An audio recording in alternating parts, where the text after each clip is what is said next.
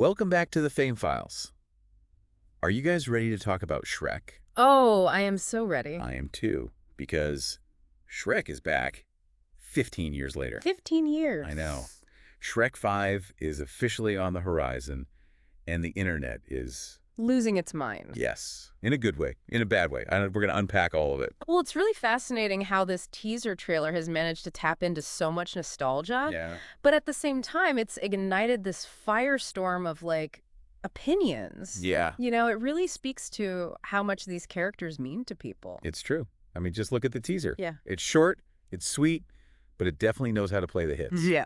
You've got Shrek and Fiona and Donkey hanging out with the magic mirror. Yeah. Asking that age-old question, who's the fairest of them all? Of course. And, of course, the mirror gives us those classic Shrek gags. Right. Shrek with a duck face. Yeah. Shrek squeezed into some kind of workout onesie. That's where I think they're kind of cleverly acknowledging Shrek's meme status. Huh. Wouldn't you say? It's almost like they're winking at the audience saying hey, we get it. We love the memes too. Totally. Oh, absolutely. And then you've got Donkey with that I've seen enough look when the mirror shows a photoshopped Shrek with six-pack abs. Yes. It's like they took that viral image straight from Twitter and put it in the trailer. Exactly. But enough about the humor. Let's talk about the real drama, the fan reactions. All right, so this is where it gets interesting. Yeah. Because you have this incredible spectrum of responses. Okay. On the one hand, you have those diehard fans that are absolutely ecstatic about the sequel, especially after such a long... Wait. Totally. Eddie Murphy even hinted at it a while back. Yeah, totally. Which just made the anticipation build even more. Exactly. But then there's the other side of the swamp, so to speak. Okay. The new animation style. Yeah. Let's just say it's causing a bit of a stir online. To put it mildly. Yeah. Some fans are calling the characters cheap-looking or weird-looking. The new style is more rounded. It's smoother. Some even say it looks like everyone got a little too much Botox. Right. And a lot of them are bringing up the Sonic the Hedgehog redesign situation. Yes. Begging the creators to reconsider. And you can understand why. Yeah. Right. It goes beyond just the visuals. It's about how deeply ingrained these characters are in our collective memory. It's like messing with someone's childhood photo album. Exactly. And there's this sense of, if it ain't broke, don't fix it. That's running really strong right now. Right. And then you throw in the fact that the characters are actually aging in this movie. Yes. Shrek has wrinkles. Donkey's got some gray in his fur. Oh my gosh. Some find it disturbing, others think it's hilarious. Yeah. But it raises an interesting question, doesn't it? Do we allow these animated characters to age gracefully? Yeah. Or do they have to stay eternally youthful? It's a question a lot of franchises are wrestling with these days. And in the middle of all of it, Zendaya, Yes. our girl, is joining the swamp. Which, if we're being honest, is a stroke of genius. Yes. Not only is she an incredible talent, Yeah. but she's a self-proclaimed Shrek head. Oh, I love that. I mean, she's talked about her love for the franchise on social media before, so Yeah. you know she's going to bring that passion to the role. Oh, for sure. Plus the way they announced her casting. Did you see that? How'd they do it? It was a mock TikTok feed. What? It was like, Felicia is following Shrek. Yeah. Felicia is following Fiona. Oh, that's brilliant. And Such a smart move, playing right into that meme culture and Shrek's internet presence. Yeah. So we have a new animation style causing debate. Yeah. We have aging characters. We have a new generation entering the story. Yeah. What do you think this means for the franchise? Well, it definitely feels like Shrek 5 is going to be more than just a simple sequel. Right. It's like they're trying to say something about fandom, about nostalgia, Okay. maybe even about how we deal with change as a society. Ooh, that's a good point. Yeah. And all of that is wrapped up in this ogre green package. Yeah. I know. It's fascinating, right? Absolutely. But let's talk about Zendaya's character, Felicia, for a moment. Okay.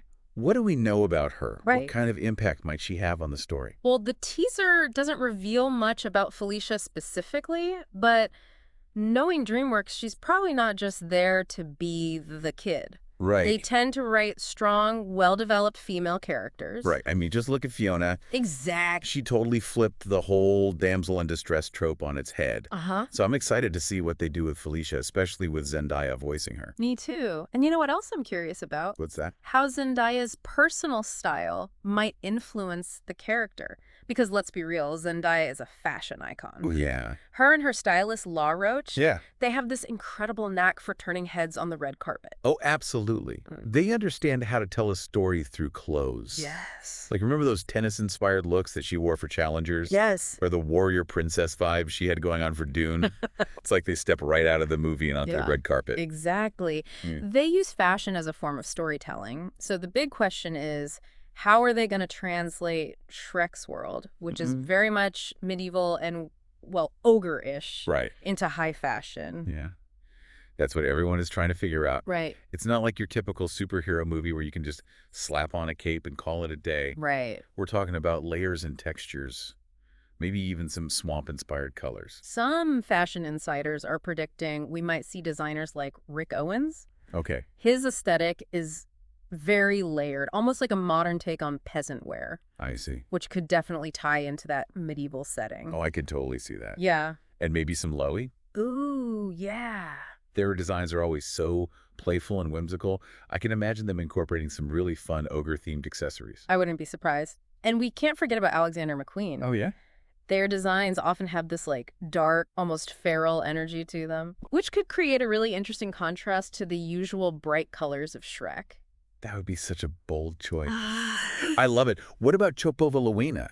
Ooh, yes. Their designs are so vibrant and folklore-inspired, almost like they're pulled straight from a fairy tale. Yeah. Perfect for Felicia, don't you think? Absolutely. Their use of color and texture would be incredible in a Shrek context. Yeah. And if we're talking bold choices, imagine a Shrek green version of Chet Lowe's spiky knitwear. Stop. You're killing me. I am so ready for this press tour. I know. But seriously, the possibilities are kind of endless. And that's what makes this whole thing so exciting. Yeah. It's not just about the movie itself. It's about how this franchise permeates our culture. You know, it shows up in fashion and memes and the way we talk about things. You're so right. And it all goes back to what we were saying earlier. Yeah. The intensity of the fan reaction, Right. whether it's positive or negative, Yeah. shows how deeply invested people are in this world and these characters. It's more than just a movie. It's a shared experience. Exactly. It's become a part of our collective cultural vocabulary. Yeah. And this new film, with its updated look, new characters, nods to internet culture, is almost like a commentary on how our relationship with Shrek and pop culture in general has evolved over time. It's like Shrek 5 is holding up a mirror to us, the audience, and asking, well, what do you think? And that's why all this debate is so important. Yeah. Because it shows that people care. They're passionate. They want to see this franchise succeed. Right. But they also want it to stay true to its roots. It's a tough balancing act for sure. It is. And it's going to be really interesting to see how they handle it. Yeah. But all this buzz, even the negative stuff, is only adding to the anticipation. I agree. December 2026 can't come soon enough. I know. The anticipation is palpable. Yeah. But while we wait, it's fun to speculate, to debate, and to just revel in the fact that Shrek is back in our lives. And with Zendaya on board, it's guaranteed to be a wild ride. Speaking of Zendaya and her impact on the story, let's shift gears a bit and talk about the elephant in the room, or rather, the ogre in the swamp. Okay. The new animation style. Yeah, that's definitely been the most controversial aspect of the teaser so far. It has. A lot of fans are expressing concern, even anger, over the changes. And it's important to understand where those feelings are coming from. Right. We've talked about nostalgia. There's also this idea of ownership. Okay. When you love something so much, you feel like you have a stake in it. Yeah. And when that thing changes, it can feel like a personal betrayal. Especially when it comes to animation. Yeah. The style of animation plays such a huge role in shaping the characters and the overall tone of a film. Yes. It's not just about aesthetics. It's about capturing the soul of the story. Right. Think about the original Shrek. Yeah. The animation style, even though it was groundbreaking for its time, had this slightly rough, almost hand-drawn quality to it. And that added to the film's charm, its humor, its... It gave it character. Exactly. And now with this new, smoother, more polished style, some fans are worried that the film will lose that unique charm. Yeah. They're afraid it'll start to look like every other generic CGI movie out there. Yeah, it's like they're trying to make Shrek fit into some kind of predefined mold. Right. Rather than letting him be the lovable, slightly awkward ogre that we all know and love. And this brings up a larger conversation about the evolution of CGI animation. Yeah. You know, we've seen this trend towards hyperrealism in recent years. Yeah. But is that always the best approach? Right. Does it always serve the story? That's a really good point. Because sometimes that push for realism can actually make things feel less emotionally engaging. It can. It's like the uncanny valley effect. Yes. When something looks almost human but not quite, Yeah. it can actually be kind of creepy. Exactly. And that's what some fans are picking up on. Right. They're not just rejecting the new animation style. They're rejecting the potential loss of that emotional connection. They're afraid that Shrek will lose his soul. And that's a valid fear. Yeah. Because it's that soul, that unique blend of humor and heart and just plain weirdness that made Shrek such a phenomenon in the first place. Absolutely. And it's a reminder that sometimes the most powerful stories are the ones that embrace imperfection, that find beauty in the unconventional. It's about celebrating what makes something special rather than trying to conform to some predefined standard of perfection. Well said. And speaking of celebrating what makes something special, we can't wrap up this conversation without talking about the cultural impact of Shrek. We can't. I mean, this franchise has spawned memes, catchphrases, even entire academic analyses. It's true. Shrek has become this touchstone for our generation. Yeah. It's a way for us to connect, to laugh, to reminisce about our childhoods. Yeah. And it's fascinating to see how it's continued to resonate with new audiences over the years. It's almost like it's become this shared language. Yeah. We all know the references, the inside jokes, Yeah. the characters' quirks. Right. It's a way for us to bond over something that's both silly and meaningful at the same time. Exactly. And that's what makes this whole Shrek 5 situation so interesting. It's not just about a movie. It's about how a cultural phenomenon evolves over time. Yeah. It's about how we as fans grapple with change and nostalgia. Right. It's about the power of storytelling to connect us across generations. And it's fascinating to think about how this new film might contribute to that conversation. You know, knowing how meme-savvy the creators seem to be. Yeah. Could Shrek 5 be a meta-commentary on internet culture and fandom itself? They're clearly aware of how Shrek has been embraced, dissected, and reimagined online. Whoa. That's a really interesting thought. I hadn't considered that angle. Yeah. But it makes total sense. It's like they're acknowledging the conversation, the memes, the criticisms, Right. and maybe even using them to shape the story itself. Exactly. It wouldn't be surprising if they leaned into that self-awareness after all. Shrek has always had this playful, subversive streak. It's a fairy tale that's constantly poking fun at fairy tale conventions. Right. It's like they're saying, we know you're out there, internet, we see you, and we might even be a few steps ahead of you.